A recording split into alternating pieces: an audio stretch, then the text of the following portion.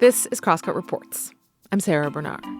Today, we hear about one man's journey through Seattle on a bicycle.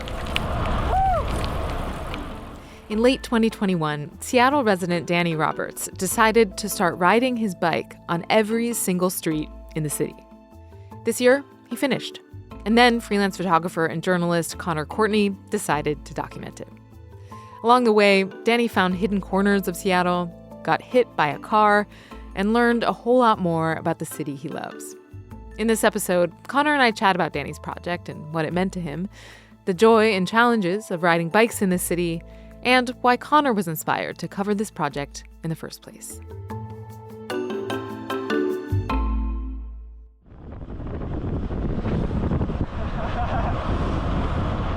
So, Conor, tell me about Danny Roberts.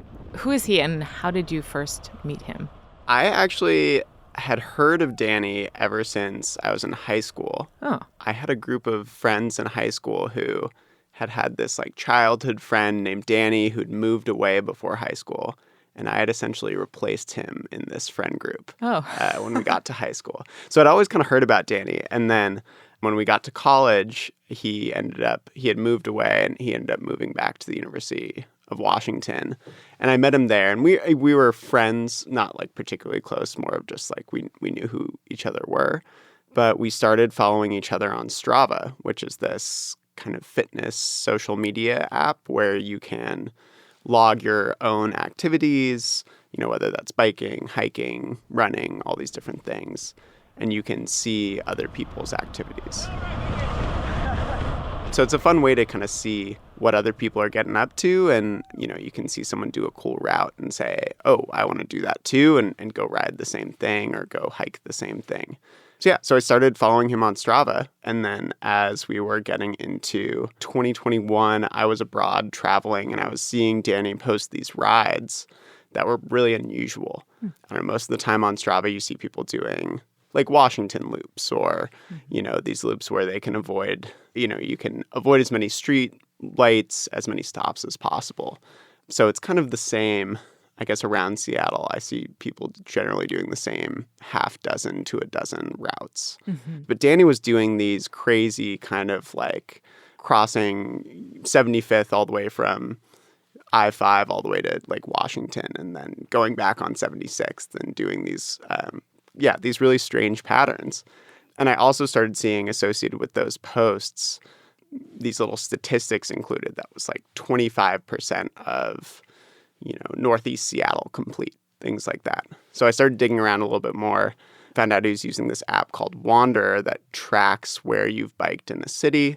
And he was trying to essentially ride every single street in Seattle.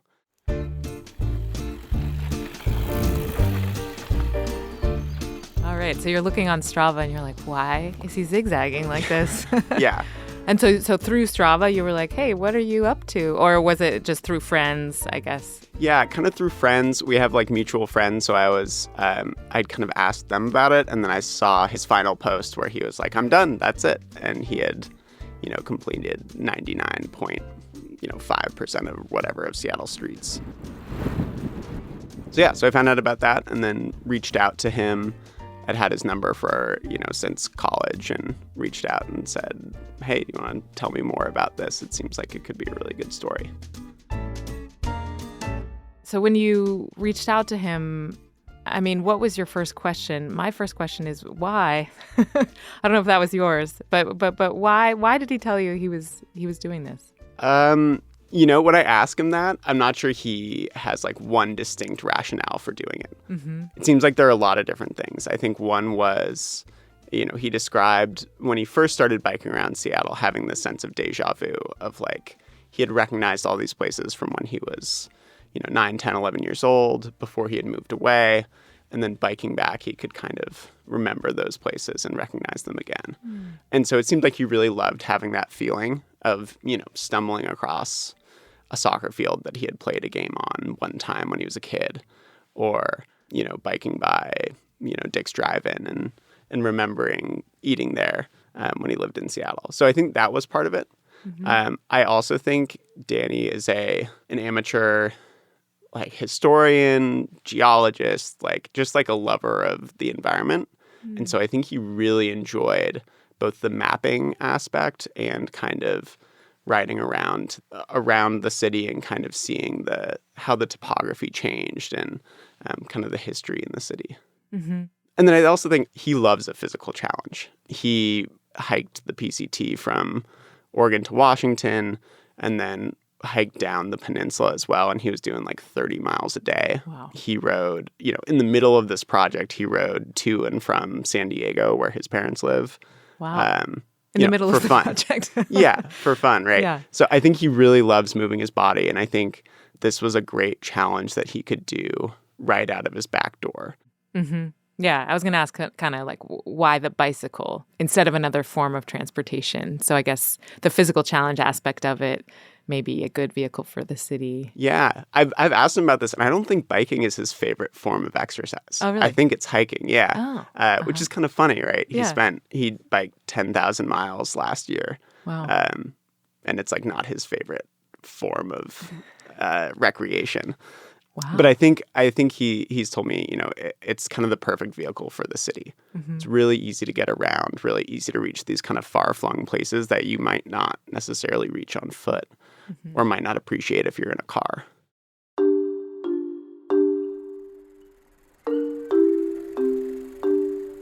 I also ride a bike a lot, and I think there's something about the vehicle that really allows for kind of an intimate experience with a place. I mean, definitely way more than if you're in a car or a bus or a train.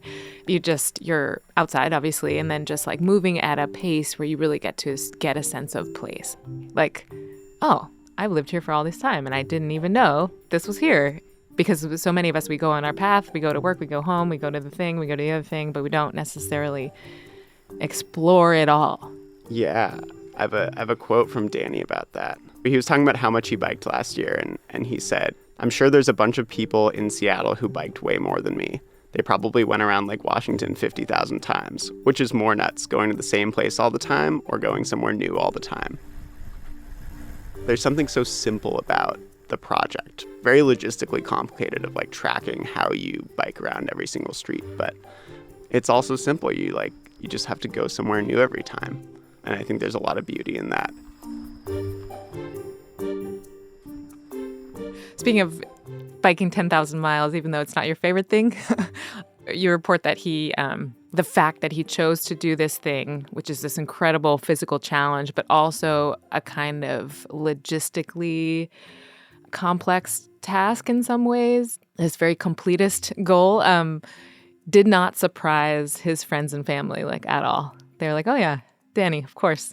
Yeah, I mean, I would say his family wasn't surprised. I wasn't sure. Like, it seemed like there was some disagreement about whether or not it was a good idea. Right.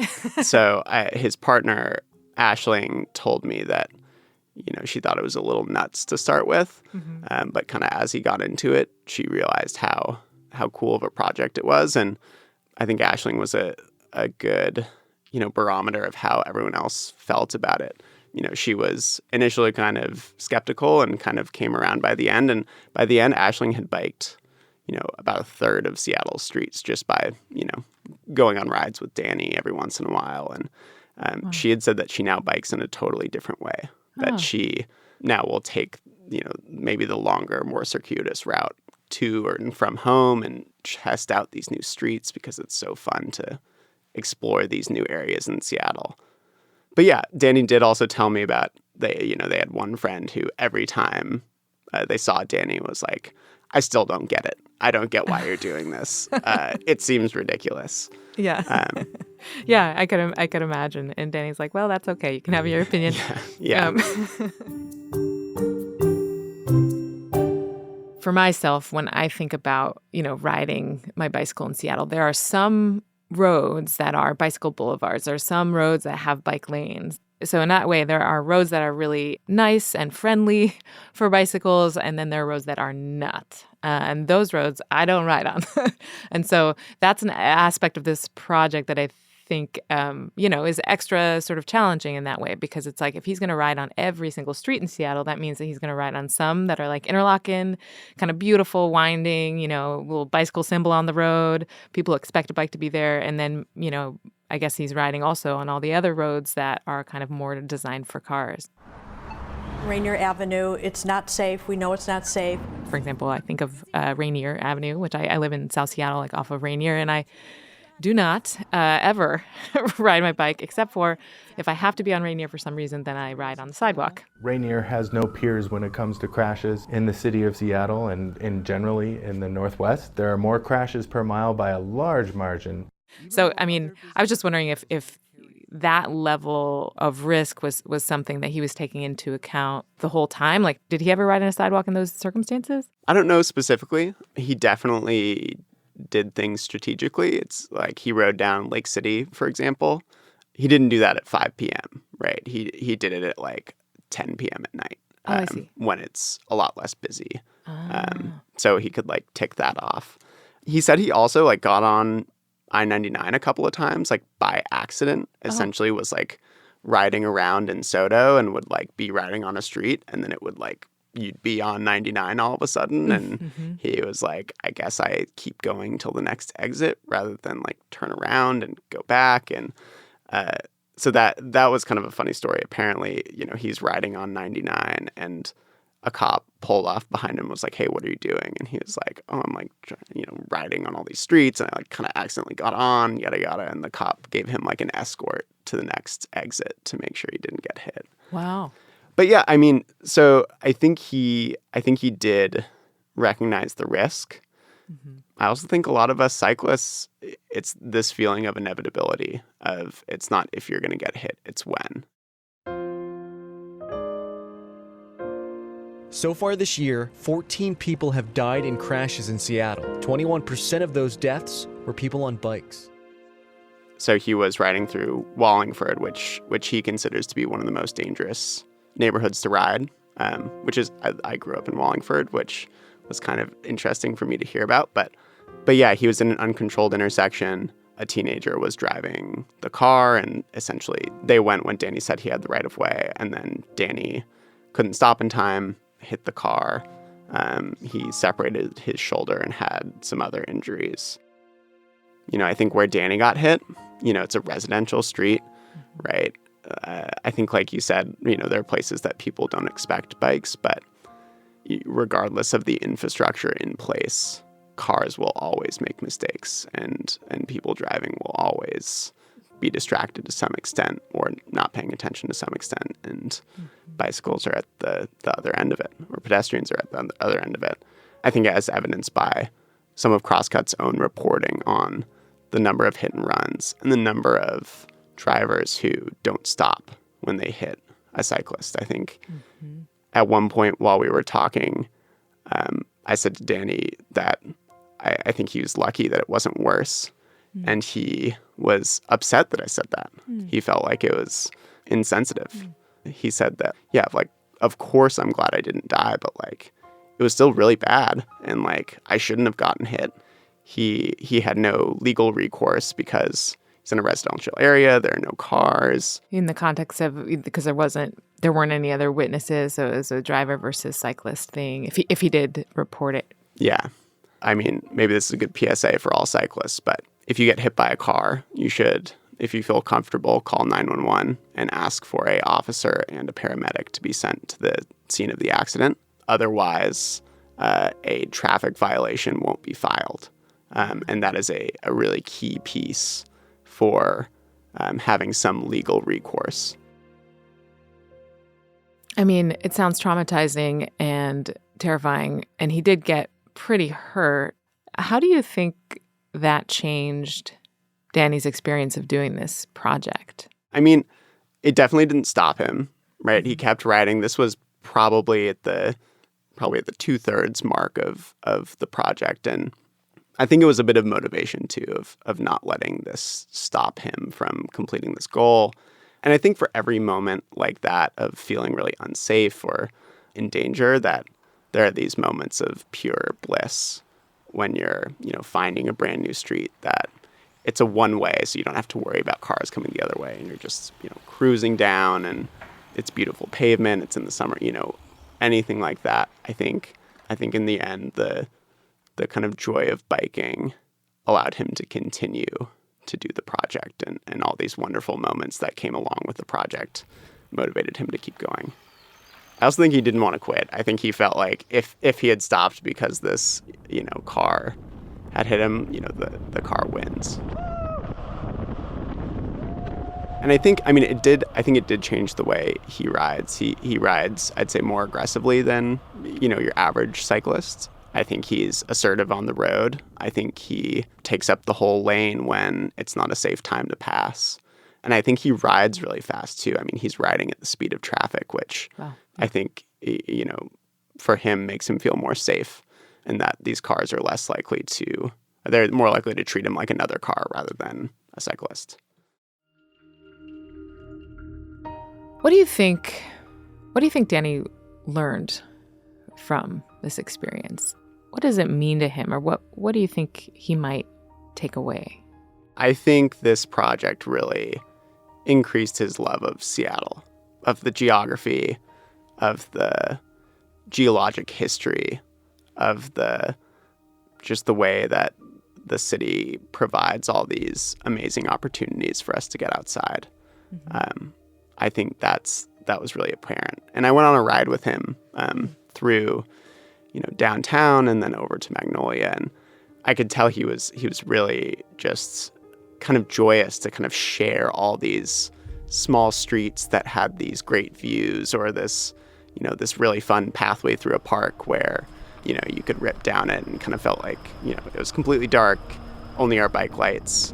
It kind of felt like you were, riding through space or something. Wow. So I think his joy of exploring the city was expanded, not diminished by doing the project.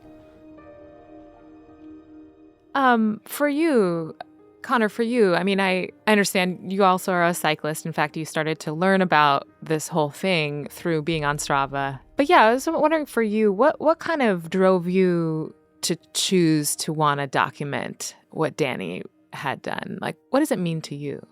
I thought a lot about it in the context of who knows Seattle the best, in the city, and I thought a lot about us journalists, how we go to all of these corners of the city, and, we think we know, at least I think I know, I have a fairly deep understanding of Seattle and its spaces and people and differences. And I was just like, totally blown out of the water by how well Danny knows this city.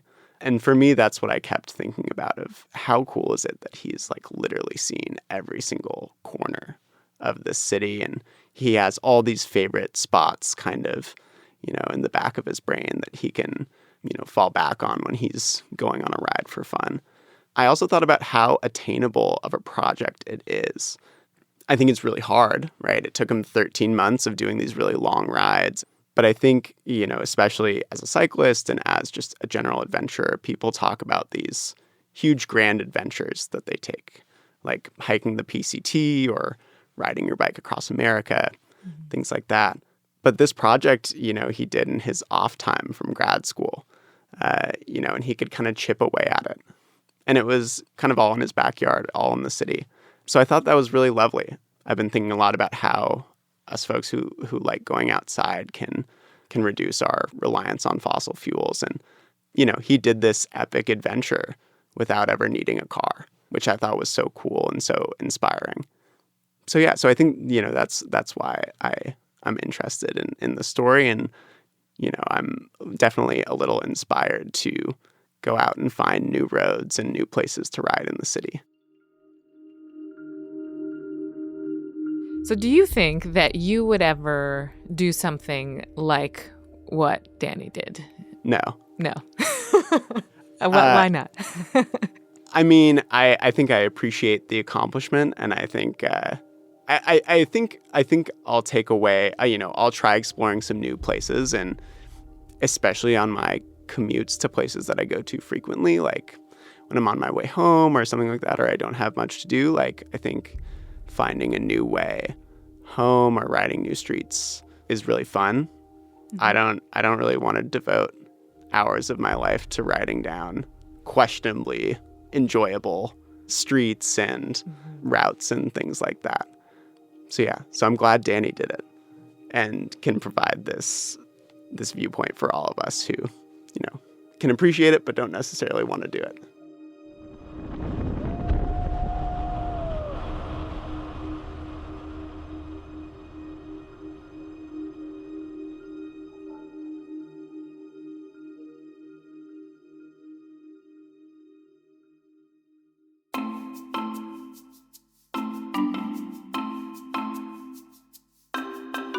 Thanks for listening to Crosscut Reports. This episode was reported by Conor Courtney and produced by me, Sarah Bernard. Our story editor and executive producer is Mark Baumgarten. You can subscribe to Crosscut Reports wherever you listen. And whatever platform you're listening on, please review us. We'd love to know what you think of the show.